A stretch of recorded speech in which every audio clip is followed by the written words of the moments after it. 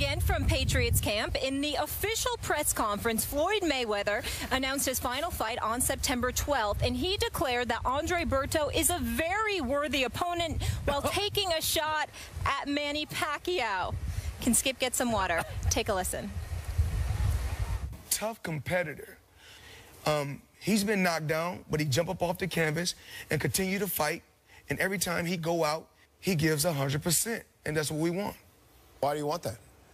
We want a guy that's going to push me and bring the best out of me. As we can see, Manny Pacquiao wasn't able to bring the best out of me. So I believe Berto is the guy for the job.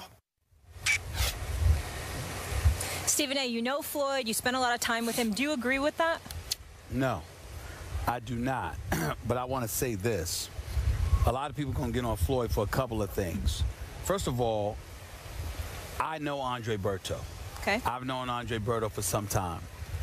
I have not been impressed with his record over his last 6 fights, which were 3-3. He started out 27-0. He was absolutely fantastic. I think he's a warrior, but the problem is when you're a warrior, ultimately you get hit a bit too much. I think a couple of people he has fought, they've hit him too much. And because of that, now, I don't want to call him punch drunk.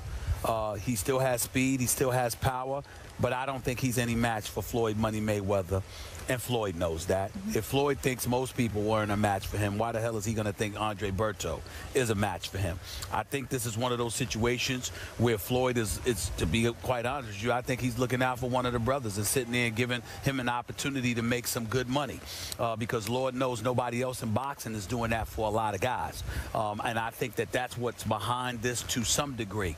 And I also believe no matter what they say that he's going to come out and out of retirement and he will fight again for fight number 50 after he wins this next fight, even though, again, it's boxing.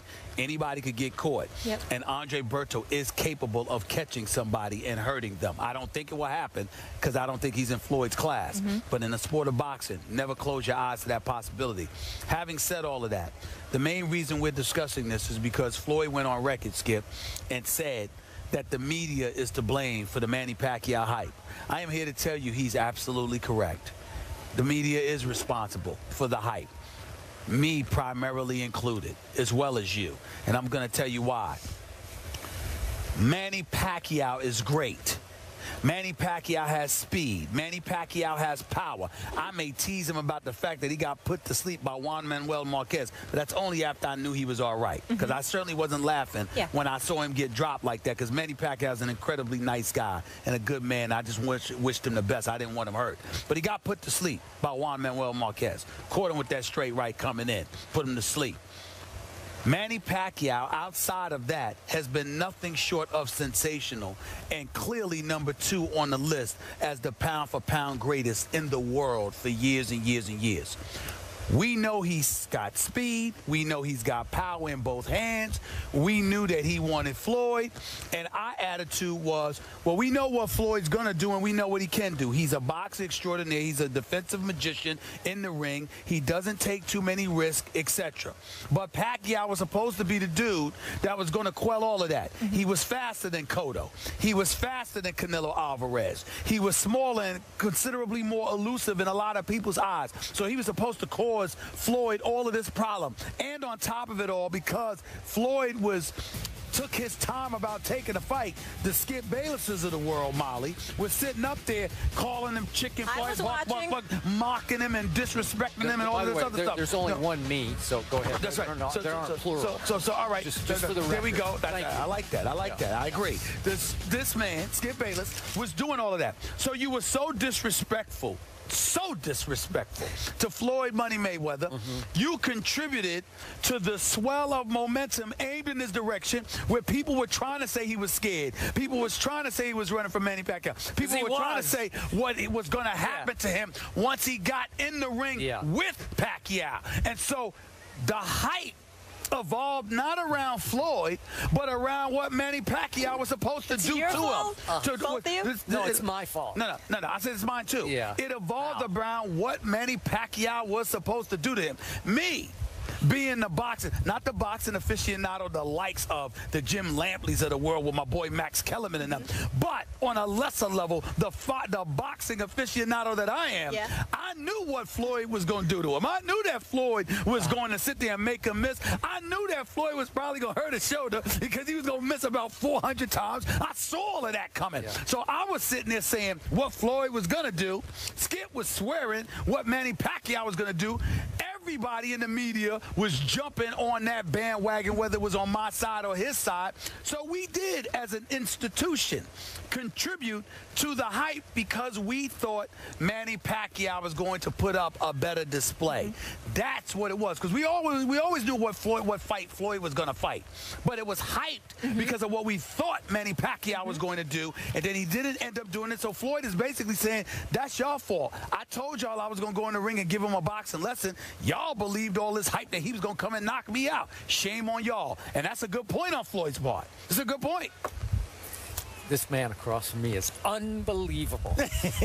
First of all, now that you have dismissed Berto as a charity fight, I got to leave that alone for now. Not charity. Well, that's where you're going. You know, he's doing something for his brother. I get it. Okay, all right. Now let's get back to. I really think that's what he's doing. Let's get back to overhyping here. Talk about a slickster. This man across from me has omitted. I said. He's a New Yorker. He's from Queens. The key detail of this entire discussion. Look, I will give you this. The media did overhype Manny Pacquiao because of what the media did not know going into the fight, which was that Manny had not sparred for the month leading up to the fight, and that he asked for an injection, a pain-killing injection, on the night of the fight because he had a torn labrum in his shoulder that would immediately require surgery. You omitted that key detail. So how can you say that the media was overhyping the ring record of Manny Pacquiao? Do I have to remind you? Did we overhype what he did to De La Hoya, even though you say De La Hoya was shot? And he had absolutely. Okay, but listen, he was just a flat-out dead man because that was a rout that night, and that was a boxing display that Pacquiao put on. Weight 145. Okay. Go ahead. What happened to Ricky Hatton at the hands of Pacquiao? Destroyed. All right. Destroyed. How about Miguel Cotto, a man that you have great respect for? I do. That was TKO in 12, and Cotto raved about Manny's power plus his speed, that he'd never encountered that much power plus speed in the ring. And then we start going to Clottey and Margarito, and remember Sugar Shane Mosley raved about Manny Pacquiao after that fight, after he got his butt beat. And then listen, Timothy Bradley, he lost twice. I don't care what you say. He lost twice, and he is a stud game fighter to me. And we agree there. He's the one. This is the man. You want to talk about you're in for a long night. You're going to be in for, and Floyd would have been in for a long night if he had taken Bradley in this fight instead of Berto. Bradley doesn't have power, but he can box, he can fight, and he can take a punch. He can take a I got a lot of respect for Timothy Bradley. And that first fight was the all-time robbery I have ever witnessed when they somehow gave it to Bradley over Pacquiao.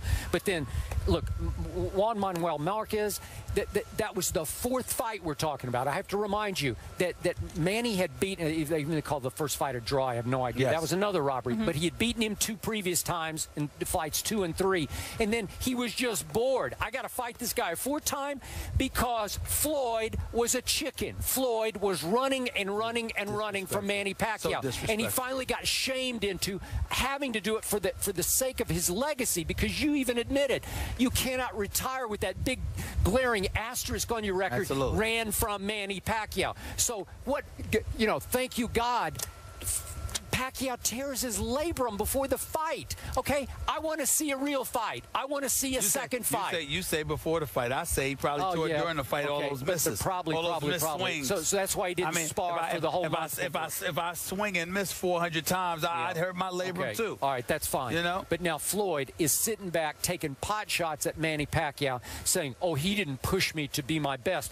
Yeah, Floyd, because you fought a one-arm fighter. Are you proud of that? Because I wouldn't be. I'd be ashamed of it. And if Floyd Mayweather Jr. does not rematch with Manny Pacquiao in fight number 50, he's going to be shamed again. He'd certainly be shamed from this position. I disagree. Let me tell you this.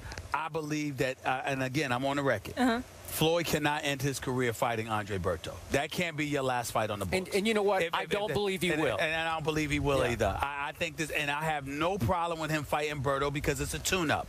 If it's not a tune-up, that's an entirely different matter. But as long as he fights after Berto, I'm not going to have any problem with this being a potential tune-up. It does not have to be Manny Pacquiao. I would prefer that it's Manny Pacquiao, but Manny Pacquiao needs to come and apologize to Floyd for sitting there and using that as a weak excuse.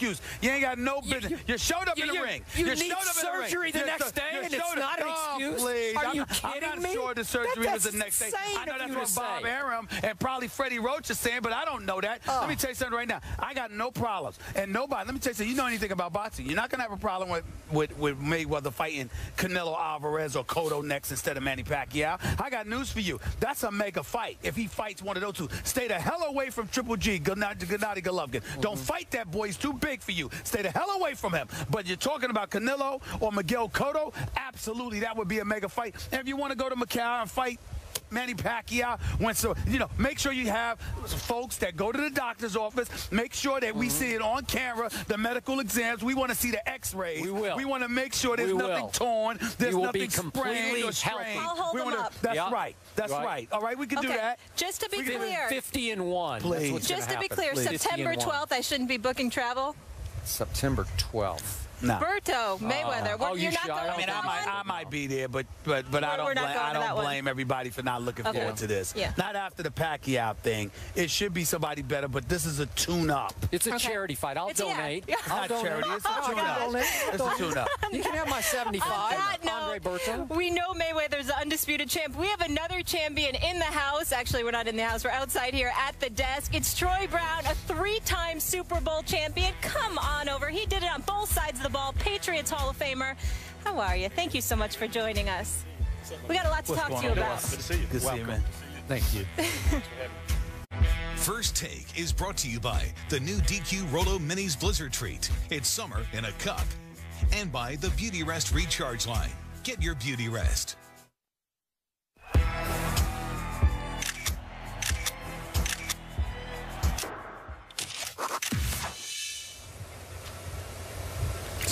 Devin McCourty won't be able to join us, but our next guest is a 10-year NFL vet. He led the Patriots last season with 8 sacks, but more importantly, he's now a Super Bowl champ, defensive end Rob Ninkovich. Thank you so much for joining us. That sounds nice. I like that. I figured you'd say that. I figured you'd say that. There's a good ring to it. A lot of hard work going into that one. So, again, I'm excited to add that to the resume. What's your chances of repeating? Wolford's gone, Revis is gone, Brown is gone. What's your chances? Starts right now in training camp. Again, this is where you put in all the hard work. This is where it starts. When you put in those long days of training camp, put the pads back on. It feels good to be back out here with my teammates, and I'm excited. What's the mindset of the team right now with this whole Deflategate suspension hanging over the really issue? Just focus on what you can do. To be a better football player. For me, every day coming in, doing the best that I can to be a better football player. Even at year 10, I'm still learning, still trying to progress as a defensive end. And, again, for me, it's exciting that, all that stuff happened last year, but it's over with. And you really have to, close that book. That's over with, start a new book, and, it starts in training camp. All this Deflategate stuff, how much of a motivational factor do you think that's going to be for the team this season? Again, there's always motivating factors, for teams, and for my personal goals. I'm always motivated.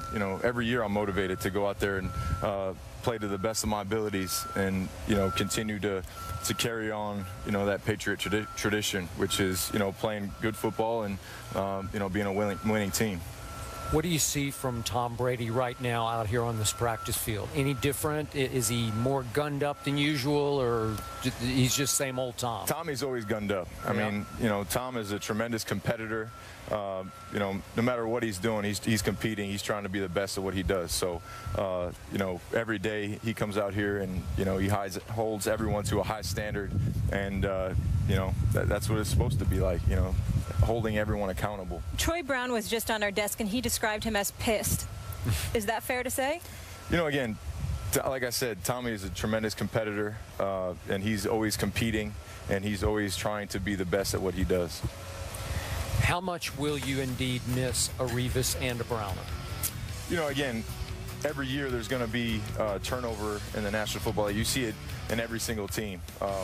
You know, there's guys coming, there's guys going, and, you know, really you just have to adjust, and you have to, you know, work hard in training camp with the guys that are here and move forward. You know what? I think somebody's got a chance to knock y'all off. That's right. I said it. I said it. I said it. Right. I said it. Guess what? I'm looking at it. We were in Florida Park, New Jersey yesterday. I know they don't have. I know it's quarterback questions. Buffalo, New York, to a lesser degree Miami. But I think how tough it might be in the AFC East might be a little bit tougher than you're accustomed to because of the dominance that y'all have displayed. Won the last 6 AFC East titles. You know, there's always every Sunday is a tough football game. You know, every team in the league has tremendous football players. So, you know, to be a good football team, you have to practice well, you have to put in the time, you have to put in the effort, and, you know, I feel like we do that every year. You know, we put in the time, we put in the effort, we do the things that you need to do to win in this league. So, you know, again, this year's like no other year. You know, we're just going to come out here and we're going to work hard, and we're going to, you know, go out there and play good football. But isn't it fair to say, Mr. Ninkovich, that it's really about the fact that you have Tom Brady? That's why y'all ain't worried. Isn't that fair to say? You know, again, Tom is a tremendous quarterback. I love Tom as my quarterback, and you know, again, he's going to compete. He's going to do like he always does, and that's be Tom and play at a high level. Okay. Stephen A., this is the perfect New England Patriot. This is the perfect Belichick. Totally. He can You've play. adapted to the Patriot way. No. That's who he is. Beautiful. That's who he is. I'm not mad at him. You can just pepper him with questions all day long, and he will continue. Well, we're running out of time, so I can't. I wish I could. Because I got some questions about that defense. I'll be here all day. Come on now. Got to take it game by game. That's right. He can One do that. game at a time. That's what happens when you're a Super Bowl champion. Yes, congratulations again on that. And our tour is over, guys. Back in Bristol on Monday. I want to say happy birthday to our producer, Brian Bork. Thank you so much. How old is he, 50? Yeah. Is he 50? I think it's a milestone like one. I think it's dirty 30. Yep, I put you on blast. Yeah. Sorry there. All right, back from Bristol, ESPN2 on Monday. Thank you to the Patriots, the Jets, the Bills for having us, our little AFC tour. And thanks you to both of you gentlemen for being wonderful as always. Have a great weekend. Thank you for making it out here, man. Thanks, Appreciate man. it, man. Thank you so much.